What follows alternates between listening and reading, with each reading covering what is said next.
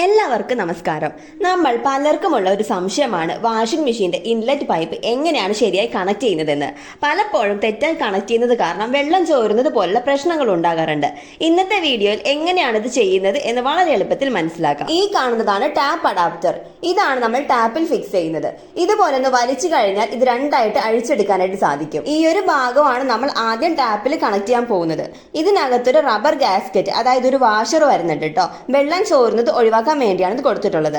അതുപോലെ കണക്ഷൻ ഉറപ്പിക്കാനായിട്ട് ഇതുപോലെ 4 സ്ക്രൂകളും നൽകിയിട്ടുണ്ട്. ആദ്യം നിങ്ങൾ ചെയ്യേണ്ടത് ഈ കാണുന്ന 4 സ്ക്രൂകളും ഇതുപോലെ തിരിച്ച് ലൂസ് ആക്കി കൊടുക്കണം. എന്നിട്ട് വേണം ടാപ്പിലേക്ക് കണക്ട് ചെയ്യാൻ. അതുപോലെ താഴത്തെ ഈ ഭാഗവും കണ്ടോ, ഇതും അഴിച്ചിട്ട് ജസ്റ്റ് ഒന്ന് തൊടിയിച്ച് വെക്കുക. ടൈറ്റ് ചെയ്യരുത്, ജസ്റ്റ് ഒന്ന് തിരിച്ചു വെച്ചാൽ മാത്രം മതി. ഇത് നിങ്ങൾ പ്രത്യേകം ശ്രദ്ധിക്കണം കേട്ടോ. ഇത് ടൈറ്റ് ചെയ്തിട്ട് ഒരിക്കലും ടാപ്പിൽ കണക്ട് ചെയ്യരുത്. ഇനി നമുക്ക് ടാപ്പിലേക്ക് ഇത് വെച്ചിട്ട് 4 സ്ക്രൂകളും ടൈറ്റ് ചെയ്യണം. അതിനു മുമ്പ് ഇതിന്റെ ഉള്ളിൽ ഒരു വാഷർ ഉണ്ടെന്ന് ഞാൻ പറഞ്ഞിരുന്നു. വാഷർ കറക്റ്റ് ആയിട്ട് ഇരിക്കുന്നുണ്ടോ എന്ന് ഉറപ്പാക്കണം. ഇത് ലീക്കേജ് ഒഴിവാക്കാനായിട്ട് പ്രധാനമാണ്. എല്ലാ സ്ക്രൂകളും പ്രോപ്പറായിട്ട് വെച്ചിട്ട് വേണം കേട്ടോ സ്ക്രൂ ഡ്രൈവർ വെച്ച് ടൈറ്റ് ചെയ്ത് കൊടുക്കാനായിട്ട്, അല്ലെങ്കിൽ ലീക്കേജ് ആവും. അപ്പൊ നമുക്ക് സ്ക്രൂസ് ഒക്കെ ഒന്ന് ടൈറ്റ് ചെയ്ത് കൊടുത്തിട്ട് വരാം.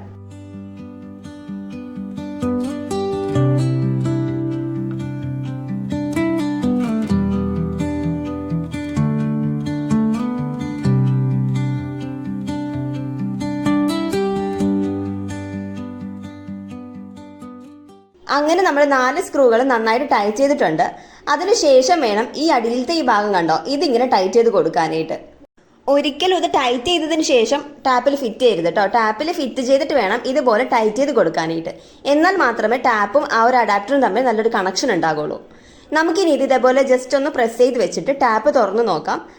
വെള്ളം ലീക്ക് ആവുന്നുണ്ടോ എന്ന് ചെക്ക് ചെയ്യാൻ വേണ്ടിയിട്ടാണ്. ഇവിടെ ഇപ്പൊ വെള്ളം ഒന്നും ലീക്ക് ആവുന്നില്ല കേട്ടോ. ഇനി നമുക്ക് അഡാപ്റ്ററിന്റെ അടുത്ത ഭാഗം ഇതേപോലെ ഒന്ന് പ്രസ് ചെയ്ത് കൊടുക്കാം. ഒരു ടിക്ക് ശബ്ദം കേൾക്കും, അതുവരെ പ്രസ് ചെയ്യാം കേട്ടോ. അപ്പൊ ഇത്രയേ ഉള്ളൂ വാഷിംഗ് മെഷീന്റെ ഇൻലെറ്റ് പൈപ്പ് കണക്ട് ചെയ്യാനായിട്ട്. ഒരു പ്ലംബറിന്റെ ആവശ്യമില്ലാതെ നിങ്ങൾക്ക് തന്നെ ഒരു സ്ക്രൂ ഡ്രൈവർ ഉണ്ടെങ്കിൽ ഇതേപോലെ കണക്ട് ചെയ്തെടുക്കാം കേട്ടോ. ഞാൻ പറഞ്ഞ കുറച്ച് കാര്യങ്ങളുണ്ടല്ലോ, അത് മാത്രം ഒന്ന് ശ്രദ്ധിച്ചാൽ മതി. ഈ ഒരു കണക്ഷൻ ലൂസ് ആണെങ്കിൽ വെള്ളം ലീക്ക് ആവാം. അതുപോലെ ഗാസ്കറ്റില്ലേ ഇതിനകത്തെ വാഷർ, അതില്ലെങ്കിലോ അല്ലെങ്കിൽ അത് കേടായാലോ ഉടനെ ഇത് മാറ്റുക. അതുപോലെ പൈപ്പ് മുറിഞ്ഞതോ വളഞ്ഞതോ ആകരുത്. അതുപോലെ പ്രഷർ കൂടുതലാണെങ്കിൽ, ടാപ്പിൽ നിന്ന് വരുന്ന വെള്ളത്തിന്റെ പ്രഷർ അധികം ഉണ്ടെങ്കിലും ലീക്കേജ് വരാം. നിങ്ങൾ വാടക വീട്ടിലേക്കാണ് താമസിക്കുന്നതെങ്കിൽ തീർച്ചയായിട്ടും ഇത് അറിഞ്ഞിരിക്കുക കേട്ടോ. കാരണം ഓരോ തവണ വീട് മാറുമ്പോഴും പ്ലംബറിനെ വിളിച്ചിട്ട് പൈസ കളയണ്ട. ഇത് അറിഞ്ഞിരുന്നാൽ നിങ്ങൾക്ക് തന്നെ ചെയ്യാവുന്നതേ ഉള്ളൂ. ഇനി വാഷിംഗ് മെഷീനിലേക്ക് കണക്ട് ചെയ്യാൻ എളുപ്പമാണ് കേട്ടോ. ഇതുപോലെ വെച്ചിട്ട് തിരിച്ചു കൊടുത്താൽ മതി.